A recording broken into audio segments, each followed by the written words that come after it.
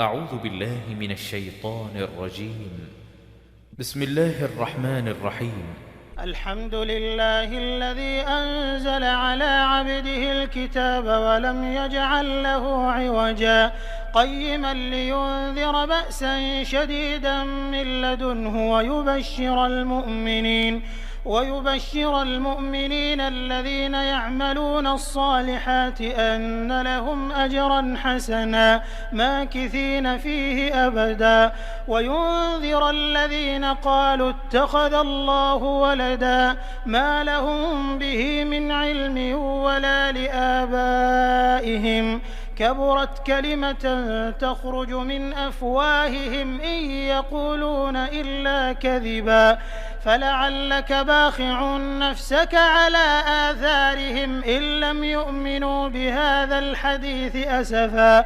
إنا جعلنا ما على الأرض زينة لها لنبلوهم أيهم أحسن عملا وإنا لجاعلون ما عليها صعيدا جرزا أم حسبت أن أصحاب الكهف والرقيم كانوا من آياتنا عجبا إذ أوى الفتية إلى الكهف فقالوا ربنا آتنا من لدنك رحمة وهيئ لنا من أمرنا رشدا فضربنا على آذانهم في الكهف سنين عددا ثم بعثناهم لنعلم أي الحزبين أحصى لما لبثوا أمدا نحن نقص عليك نبأهم بالحق إنهم فتية آمنوا بربهم وزدناهم هدى وربطنا على قلوبهم إذ قاموا فقالوا ربنا رب السماوات والأرض لن ندعو من دونه إلها لقد قلنا إذا شططا هؤلاء قومنا اتخذوا من دونه آلهة لولا يأتون عليهم بسلطان بين فمن أظلم ممن افترى على الله كذبا وإذ اعتزلتموهم وما يعبدون إلا الله فأووا إلى الكهف ينشر لكم ربكم من رحمته ويهيئ لكم من أمركم مرفقا وترى الشمس إذا طلعت تزاور عن كهفهم ذات اليمين وإذا غربت تقرضهم ذات الشمال وهم في فجوة منه ذلك من آيات الله من يهد الله فهو المهتد ومن يضلل فلن تجد له وليا مرشدا وتحسبهم أيقاظا وهم رقود ونقلبهم ذات اليمين وذات الشمال وكلبهم باسط ذراعيه بالوصيد لو اطلعت عليهم لوليت منهم فرارا ولملئت منهم رعبا وكذلك بعثناهم ليتساءلوا بينهم قال قائل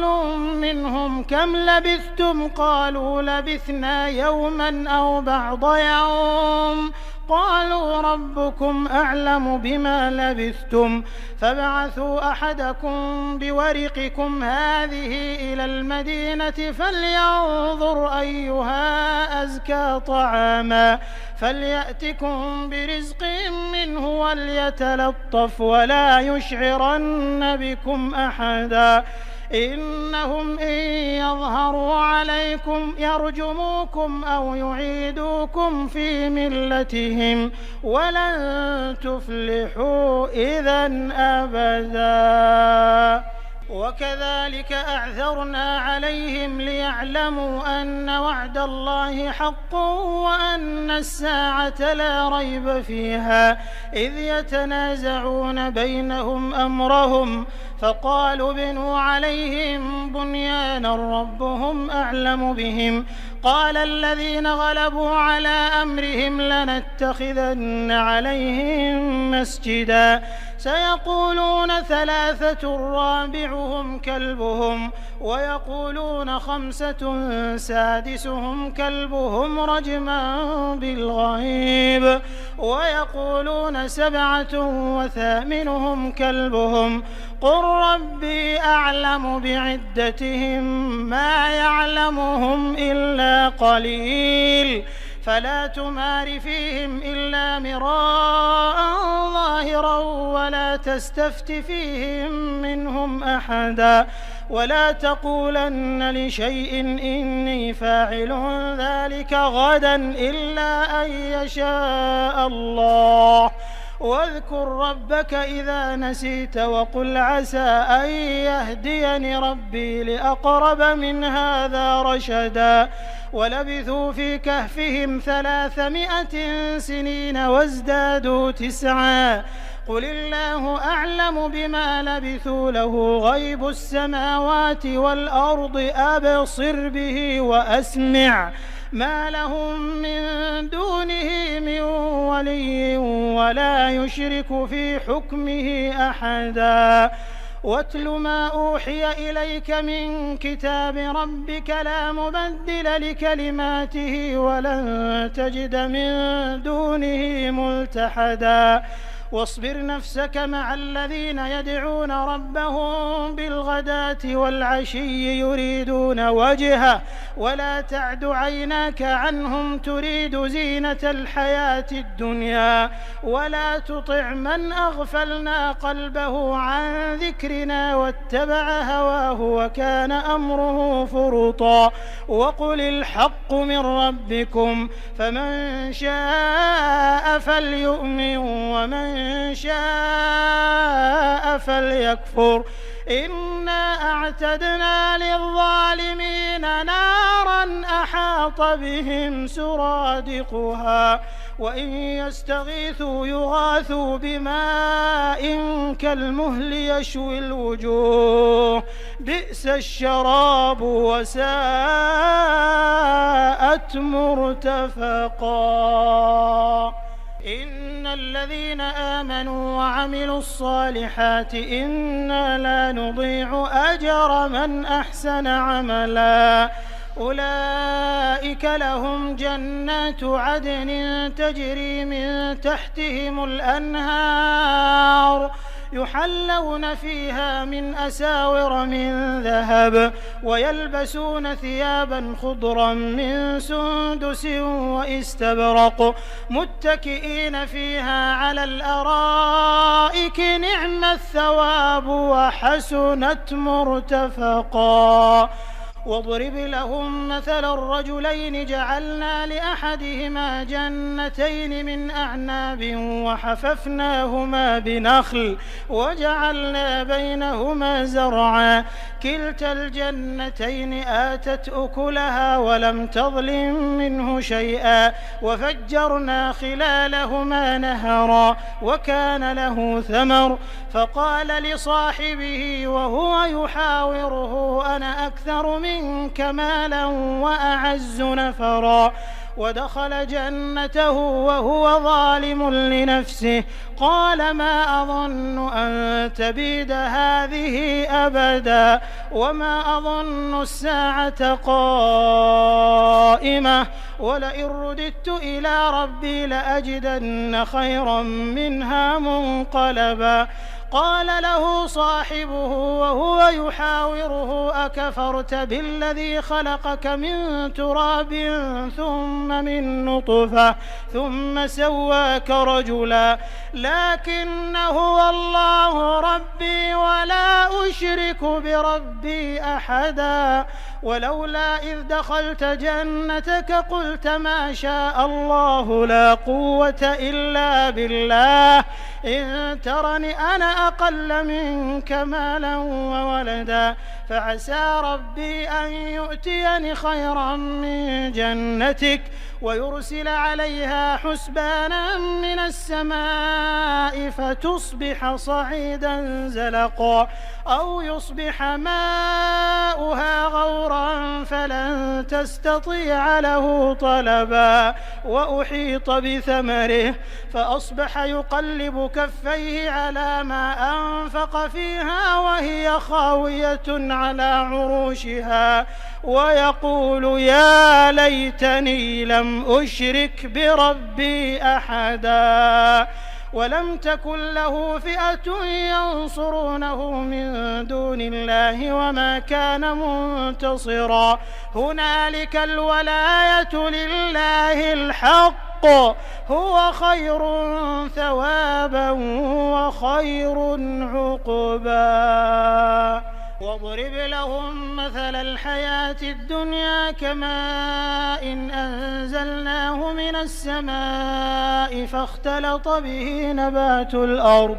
فأصبح هشيما تذروه الرياح وكان الله على كل شيء مقتدرا المال والبنون زينة الحياة الدنيا والباقيات الصالحات خير عند ربك ثوابا وخير أملا ويوم نسير الجبال وترى الأرض بارزة وحشرناهم فلم نغادر منهم أحدا وعرضوا على ربك صفا لقد جئتمونا كما خلقناكم أول مرة بل زعمتم أن لن نجعل لكم موعدا ووضع الكتاب فترى المجرمين مشفقين مما فيه ويقولون يا ويلتنا ما لهذا الكتاب لا يغادر صغيرة ولا كبيرة إلا أحصاها ووجدوا ما عملوا حاضرا ولا يظلم ربك أحدا وإذ قلنا للملائكة اسجدوا لآدم فسجدوا إلا إبليس كان من الجن ففسق عن أمر ربه أفتتخذونه وذريته أولياء من دوني وهم لكم عدو بئس للظالمين بدلا ما أشهدتهم خلق السماوات والأرض ولا خلق أنفسهم وما كنت متخذ المضلين عضدا ويوم يقول نادوا شركائي الذين زعمتم فدعوهم فلم يستجيبوا لهم وجعلنا بينهم موبقا ورأى المجرمون النار فظنوا أنهم مواقعوها ولم يجدوا عنها مصرفا ولقد صرفنا في هذا القرآن للناس من كل مثل وكان الإنسان أكثر شيء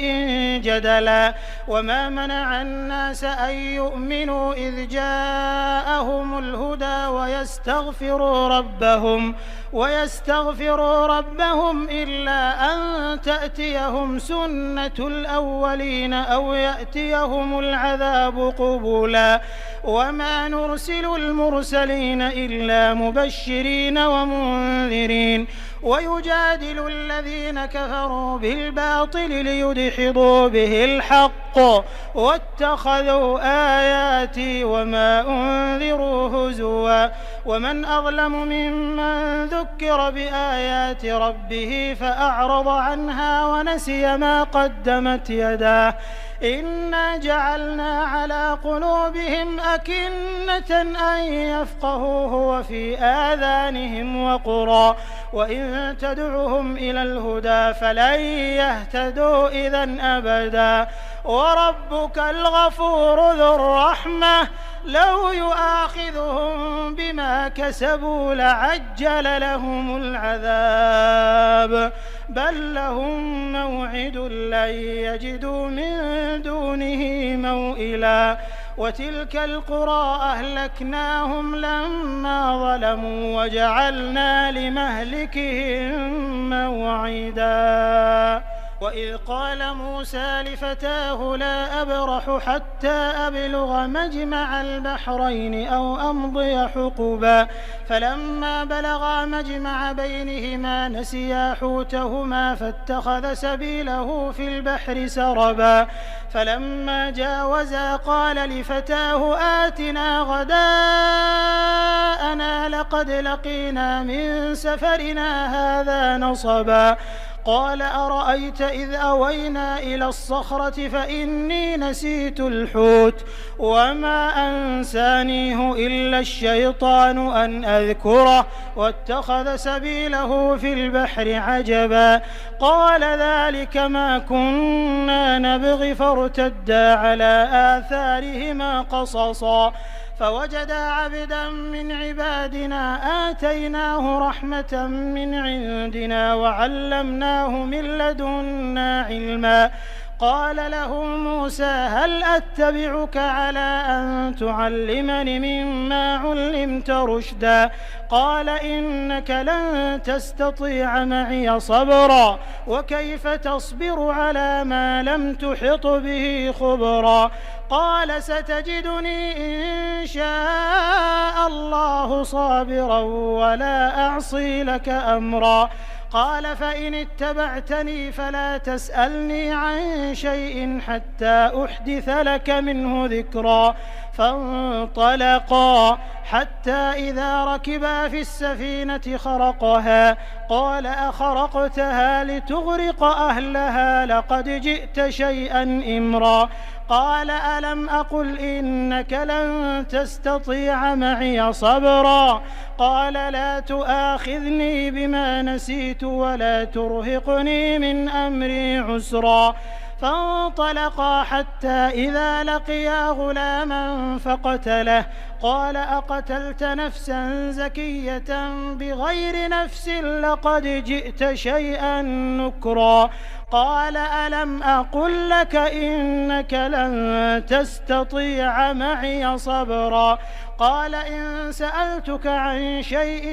بعدها فلا تصاحبني قد بلغت من لدني عذرا فانطلقا حتى إذا أتيا أهل قرية استطعما أهلها فأبوا أن يضيفوهما فوجدا فيها جدارا يريد أن ينقض فأقامه قال لو شئت لاتخذت عليه أجرا قال هذا فراق بيني وبينك سأنبئك بتأويل ما لم تستطع عليه صبرا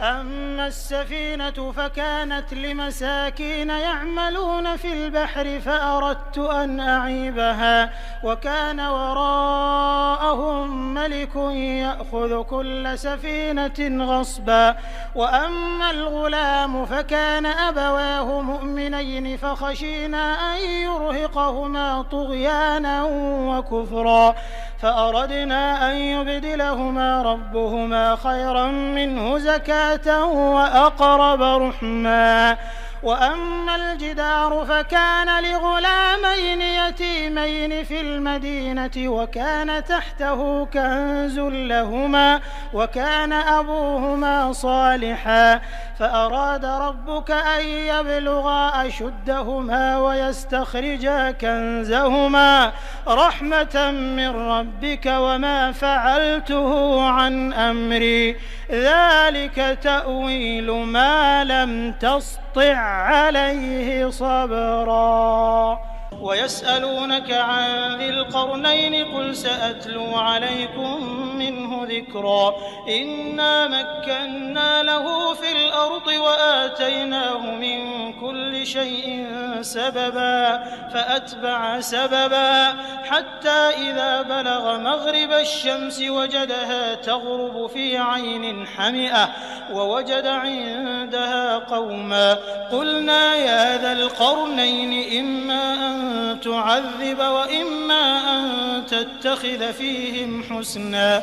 قال أما من ظلم فسوف نعذبه ثم يرد إلى ربه فيعذبه عذابا نكرا وأما من آمن وعمل صالحا فله جزاء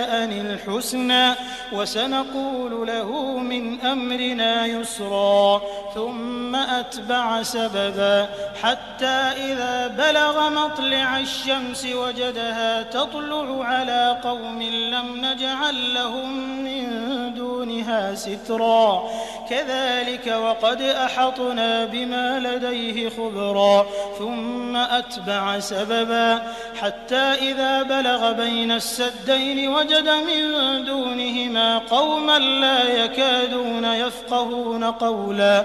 قالوا يا ذا القرنين إن يأجوج ومأجوج مفسدون في الأرض فهل نجعل لك خرجا على أن تجعل بيننا وبينهم سدا قال ما مكني فيه ربي خير فأعينوني بقوة أجعل بينكم وبينهم ردما آتوني زبر الحديد حتى إذا ساوى بين الصدفين قال انفخوا حتى إذا جعله نارا قال آتوني أفرغ عليه قطرا فما استطاعوا أن يظهروه وما استطاعوا له نقبا قال هذا رحمة من ربي فإذا جاء وعد ربي جعله دكاء وكان وعد ربي حقا وتركنا بعضهم يومئذ يموج في بعض ونفخ في الصور فجمعناهم جمعا وعرضنا جهنم يومئذ للكافرين عرضا الذين كانت أعينهم في غطاء عن ذكري وكانوا لا يستطيعون سمعا أفحسب الذين كفروا أن يتخذوا عبادي من دوني أولياء إنا أعتدنا جهنم للكافرين نزلا قل هل ننبئكم بالأخسرين أعمالا الذين ضل سعيهم في الحياة الدنيا وهم يحسبون أنهم يحسنون صنعا أولئك الذين كفروا بآيات ربهم ولقائه فحبطت أعمالهم فلا نقيم لهم يوم القيامة وزنا ذلك جزاؤهم جهنم بما كفروا واتخذوا آياتي ورسلي هزوا إن الذين آمنوا وعملوا الصالحات كانت لهم جنات الفردوس نزلا خالدين فيها لا يبغون عنها حولا قل لو كان البحر مدادا لكلمات ربي لنفد البحر قبل أن تنفد كلمات ربي ولو جئنا بمثله مددا قل إنما أنا بشر مثلكم يوحى إلي أنما إلهكم إله واحد فمن كان يرجو لقاء ربه فليعمل عملا صالحا ولا يشرك بعبادة ربه أحدا.